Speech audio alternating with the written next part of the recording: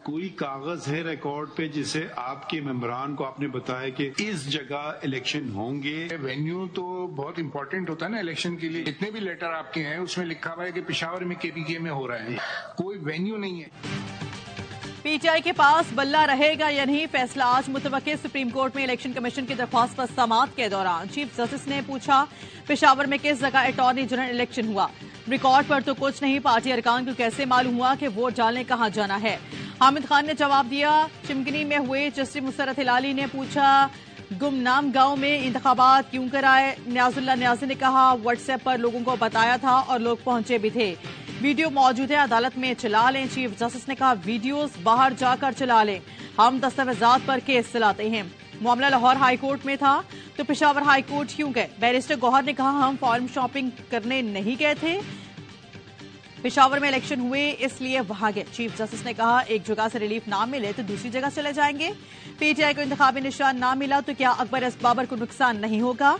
Akbar S Babar खुद PTI के खिलाफ खड़े हैं या पीछे कोई और है? वकील अहमद हसन ने जवाब दिया, खुद खड़े हैं 2014 से।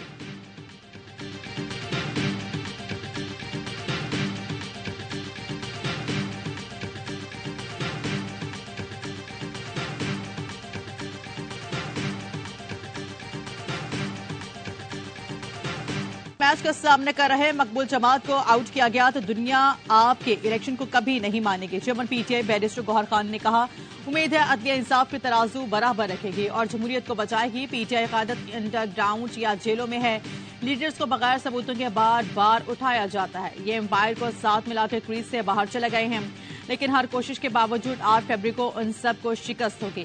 अकबर एस बाबर बोले, पीटीआई पर एक ग्रुप ने कब्जा किया हुआ है। आज हामिद खान ने तस्लीम किया कि मैं पार्टी का बानी रुकन हूं, तहरीक इंसाफ का आइन लिखने वालों में से हूं। इलेक्शन कमीशन ने इंतखाबी निशान की मुकम्मल फहरिस्त जारी कर दी। बल्ले का निशान इंतखाबी फहरिस्त में मौजूद नहीं, फहरिस्त रिटर्निंग ऑफिसर्स को भिजवा दी गई। उम्मीदवारों को कल इंतखाबी निशान अलॉट किए जाएंगे। तौहीन अदालत की दरख्वास्त पर पेशावर हाईकोर्ट ने इलेक्शन कमीशन से 16 जनवरी को जवाब तलब कर लिया।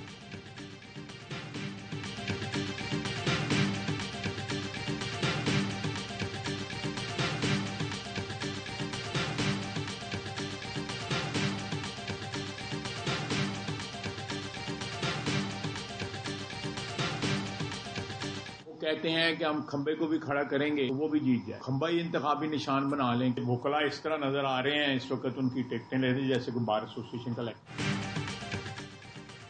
ख्वाजा आसिफ का पीटीआई को खंबा इंतखाबी निशान रखने का मशवरा। साबिक वफाकी वजीर ने कहा, पीटीआई कहती है कि खंबे को खड़ा करेंगे तो वो जीत जाएगा।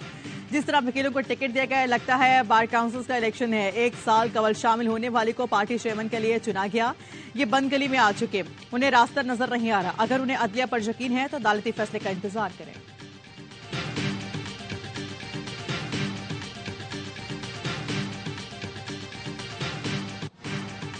मियां नवाज शरीफ की सियासत जाती दुश्मनी तक पहुंच चुकी है। मियां साहब वज़ीर आज़म बनेंगे तो उनका सियासी एजेंडा इंतकाम लेना होगा।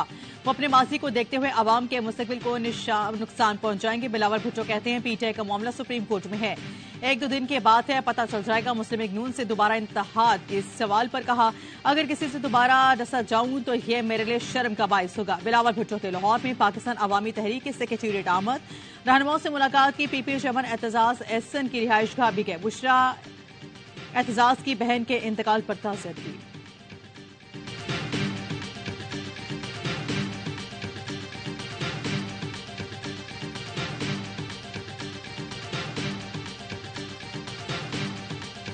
अवामी नेशनल पार्टी को लालटेन के इंतखाबी निशान मिलेगा या नहीं, फैसला आज होगा। Election commission ANP intra party election case का फैसला सुनाएगा। इलेक्शन कमीशन ने एएनपी रहनुमा असफंदियार वली को नोटिस जारी कर दिया। अवामी नेशनल पार्टी ने ताहाल इंट्रा पार्टी इलेक्शन नहीं कराए।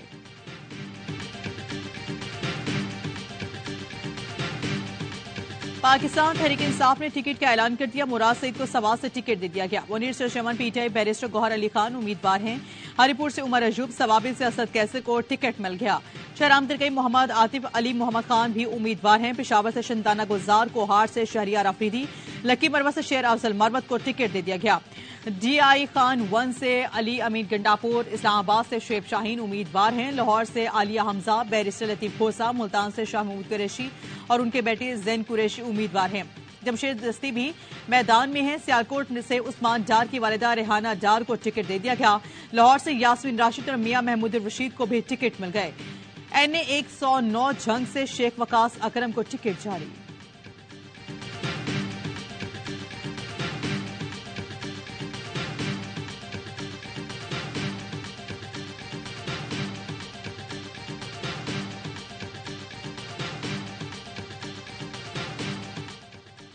PTI ने यास्मीन राशिद को NA 130 पर नवाज शरीफ के खिलाफ मैदान में उतार दिया। NA 71 सियालकोट में ख्वाजा आसिफ का मुकाबला उस्मान डार की वालिदा रेहाना डार से होगा। मुल्तान से NA 149 पर IPP के चेयरमैन जहांगीर और PTI के आमिर जोगर मद्दे मुकाबिल। NA 246 पर अमीर जमात इस्लामी कराची हाफिज नईमुर रहमान के मुकाबले के लिए MKM ने अमीरुल हक को टिकट दे दिया। शहबाज शरीफ NA 242 कराची से दस्तबरदार, NA 132 कसूर से इलेक्शन लड़ेंगे। NA 265 पशीन से महमूद खान चुगजई मौलाना फजलुर रहमान के हक में दस्तबरदार हो गए। साबिक वफाकी वजीर शफकत महमूद और साबिक MNA फरुख हबीब आम इंतखाबात से दस्तबरदार।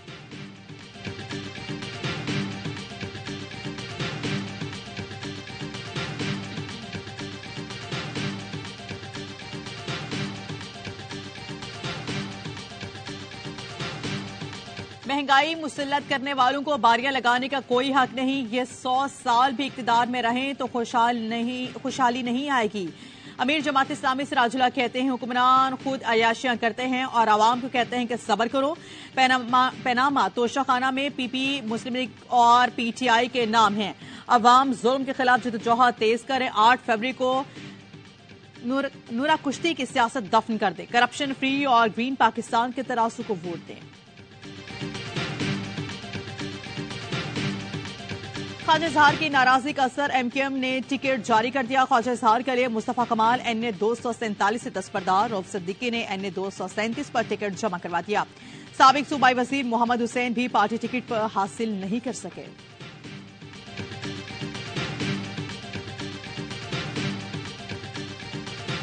MQM के साथ भी सीट एडजस्टमेंट हो गई, IPP के साथ भी सीट एडजस्टमेंट हो गई। मसला जहाँ है वो काफ लीग के साथ एडजस्टमेंट नहीं हो पाया। हम कोई अब डेस्परेट नहीं है सीट एडजस्टमेंट के लिए। अगर किसी भी पार्टी ने आना है तो अपना कैंडिडेट बेशक खड़ा कर ले। हमारे कैंडिडेट्स भी फुली प्रिपेयर्ड हैं। जिसने आना है आ जाए मैदान में। नून लीग और काफ लीग में सीट एडजस्टमेंट ना हो सकी। चौधरी शाफे हुसैन कहते हैं कि 8 सीट्स पर बात हुई थी, तय हो गया था कि जंग और सियालकोट में हमारे उम्मीदवार होंगे, लेकिन नून लीग ने यहां से उम्मीदवार मैदान में उतार दिए। हमें सिर्फ गुजरात में 2 सीटें देने की बात की जो हमें मंजूर नहीं। हम 12 सीटों पर एडजस्टमेंट चाहते थे, बात न बनी तो हमने अपने तमाम उम्मीदवारों को इलेक्शन लड़ने का कह दिया।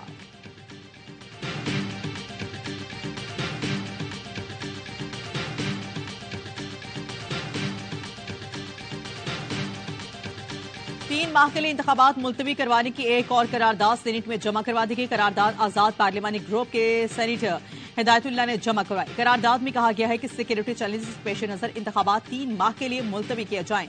उम्मीदवारों को निशाना बनाने के बढ़ते वाकयात में इजाफे पर गहरी तशवीश है।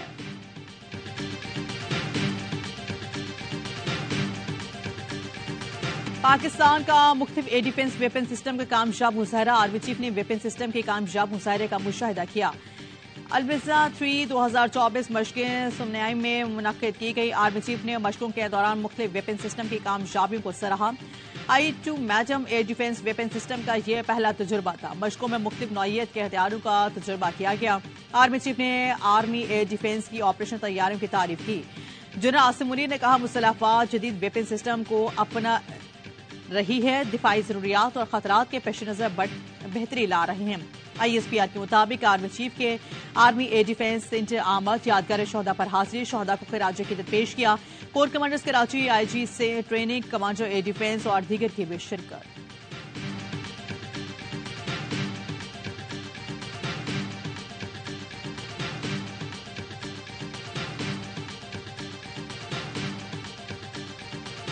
National aerospace science and technology park Karachi में इफ्तिताही तकरीब army chief general Asim Munir मेहमान खुसूसी थे। ISPR के मुताबिक आर्मी चीफ ने उसे कौमी और स्ट्रेटेजिक अहमियत का हामिल मंसूबा करार दे दिया। बोले कि मंसूबा तकनीकी तरक्की को फिरोग देगा, कौम के लिए खुद इन्हिसारी का प्लेटफॉर्म साबित होगा। मंसूबा नौजवान और आइंदा नस्लों के लिए बेपनाह फवाइद का बाइस बनेगा। आर्मी चीफ ने एरोस्पेस साइंस के शोबे में पाक फसाई की कोशिशों को सराहा। एयर चीफ ने बताया ये मंसूबा एरोस्पेस साइंस और IT के हवाले से बेहतरीन है, कौमी सतह पर उभरती हुई टेक्नोलॉजी के हुसूल के लिए दुरुस्त साउथ में कदम है। आर्मी चीफ का कोर हेडक्वार्टर्स कराची का भी दौरा। आर्मी चीफ को कराची कोर की ऑपरेशन तैयारियों पर तरबेती उमूर पर ब्रीफिंग दी गई। आर्मी चीफ को फौजियों शोहदा के खानदानों की फलाह बहबूद के लिए इकदाम से भी आगाह किया गया।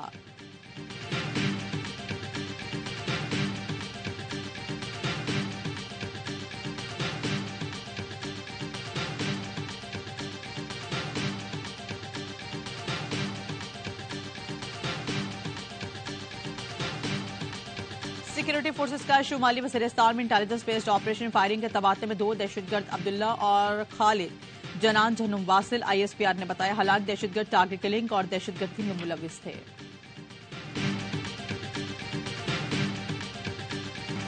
डॉक्टर माहरंग बलोच का सोशल मीडिया अकाउंट भारत से चलाया जा रहा है, उन्हें फॉरेन फंडिंग हो रही है। निगरान वज़ीर इत्तलात बलूचिस्तान जाना चुकज़ई कहते हैं माहरंग बलोच भारत की जुबान बोल रही हैं, उन्हें बर्दाश्त करना हमारी फराख दिली है। जमाल रईसानी कहते हैं कि बलूचिस्तान हुकूमत का शुक्रिया कि उन्होंने शोहदा की फैमिली को सुना, उम्मीद है मुतालिबात पूरे होंगे।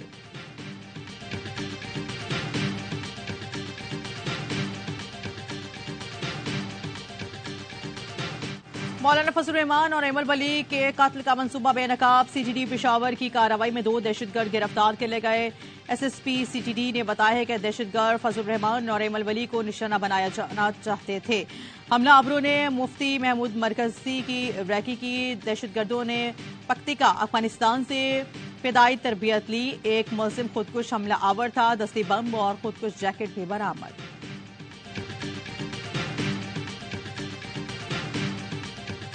इस्लामाबाद एयरपोर्ट पर नौजवानों की मौलाना फजल रहमान के खिलाफ नारेबाजी। JUI रज़ाकार फोर्स और कारकुनों ने नारे लगाने वाले नौजवानों का पीछा किया। एक नौजवान को पकड़कर धुलाई कर दी, मुआफी मांगने पर छोड़ दिया। जस्टिस मुज़ाहिर नकवी के खिलाफ शिकायत के मामले पर सुप्रीम जुडिशल काउंसिल का इजलास। मुज़ाहिर नकवी के वकील ख्वाजा हारिस ने जवाब में कहा काउंसिल सिर्फ सुप्रीम कोर्ट हाजिर सर्विस जज के खिलाफ कार्रवाई कर सकती है, रिटायर्ड जज के खिलाफ नहीं। अटॉर्नी जनरल ने कहा आफिया शहरबानो केस के फैसले पर हम अपील दायर कर रहे हैं, अगर आज काउंसिल कार्रवाई मुलतवी करती है तो कोई एतराज नहीं। शहरबानो केस में 2 जजेस ने फैसला दिया था, आर्टिकल 209 के तहत रिटायर्ड जजेस के खिलाफ काउंसिल कार्रवाई नहीं कर सकती। सुप्रीम जुडिशल काउंसिल ने कार्रवाई 15 फरवरी तक मुलतवी कर दी। सदर डॉक्टर आरिफ अलवी ने जस्टिस इजाजुल हसन का इस्तीफा मंजूर कर दिया।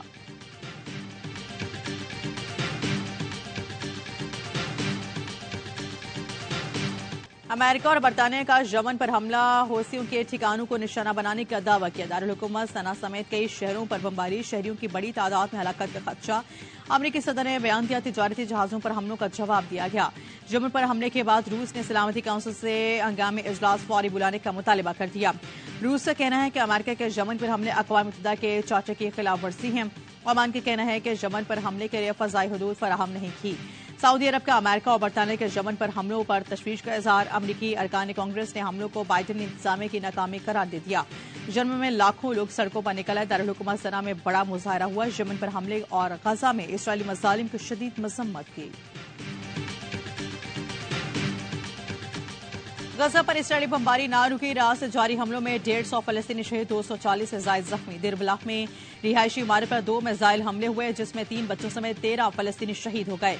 इमारत के मलबे तले मुतादिद लोग अब भी फंसे हैं। गजा में इसराइल की जानिब से फलस्तीनी नस्लकुशी को 98 रोज गुजर चुके। गजा में शहादतों की मजमूई तादाद 23,700 से बढ़ चुकी है।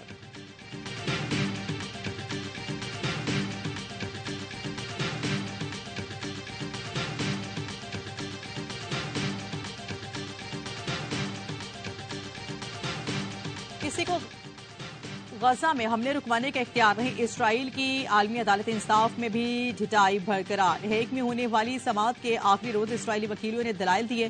कहा फलस्तीनियों के खिलाफ कार्रवाइयां आलमी कवानीन के मुताबिक नस्लकुशी नहीं की जा रही। दलाइल मुकम्मल होने के बाद आखिरी दिन की समाअत खत्म। आलमी अदालत इंसाफ के सदर ने मुकदमे का फैसला जल्द करने का ऐलान किया।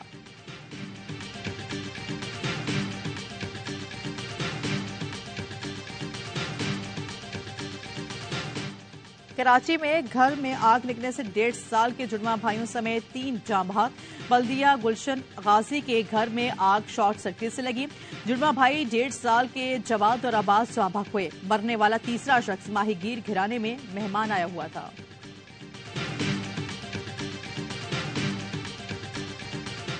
गैस न होने से कराची वाले रुल गए। कीमतों में 200% इजाफा हुआ और सनतों को भी गैस नहीं मिल रही।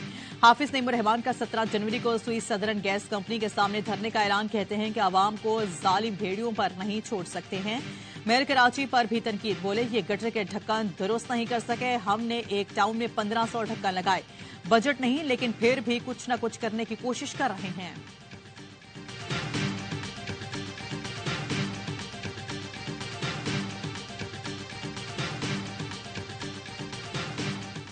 पाक फजाई के 5th जनरेशन फाइटर जेट की जानिब पेशकदमी। फाइटर जेट की शमूलियत की तैयारियां जारी। एयर चीफ के ऐलान के मुताबिक 5th जनरेशन फाइटर जेट के हुसूल की बुनियाद रखी जा चुकी है। जराये के मुताबिक पहला 5th generation fighter jet J-31 जल्द बेड़े में शामिल हो जाएगा। J-31 के पाक फजाई में शमूलियत का ऐलान सुनकर भारत की नींदें उड़ गईं। पाकिस्तान और चीन JF-17 थंडर जैसे शानदार ज्वाइंट वेंचर की कामयाब मिसाल भी रखते हैं।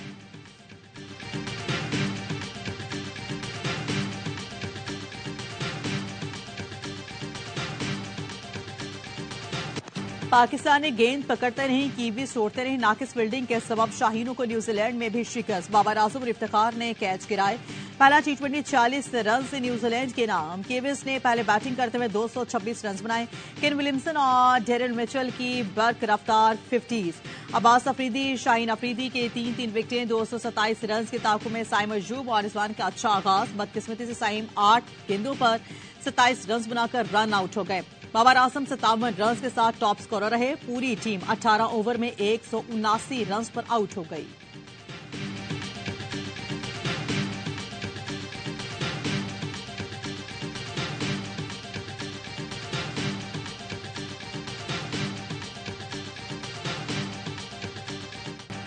HPL PSL सीजन 9 17 फरवरी से शुरू होगा। इफ्तिताही मैच कज़ाफी स्टेडियम लाहौर में खेला जाएगा। डिफाइंग चैंपियन लाहौर किलंदर्स और इस्लामाबाद यूनाइटेड के मध्य मुकाबले होंगे। कराची सबसे ज्यादा 11 मैचेस की मेजबानी करेगा। 18 मार्च को फाइनल भी नेशनल स्टेडियम में होगा। लाहौर रावलपिंडी में 9-9 मैच खेले जाएंगे। दिलों के बादशाह कराची किंग्स अपना पहला मैच 18 फरवरी को मुल्तान सुल्तान्स के खिलाफ खेलेगा।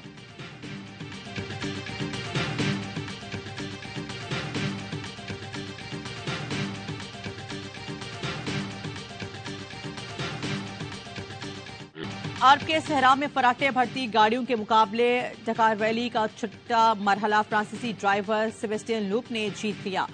स्पेन के कार्लोस को बढ़तरी हासिल। कतर के दिफाई चैंपियन नासिर की उम्मीदों पर पानी फिर गया। रेस में बहुत पीछे रह गए।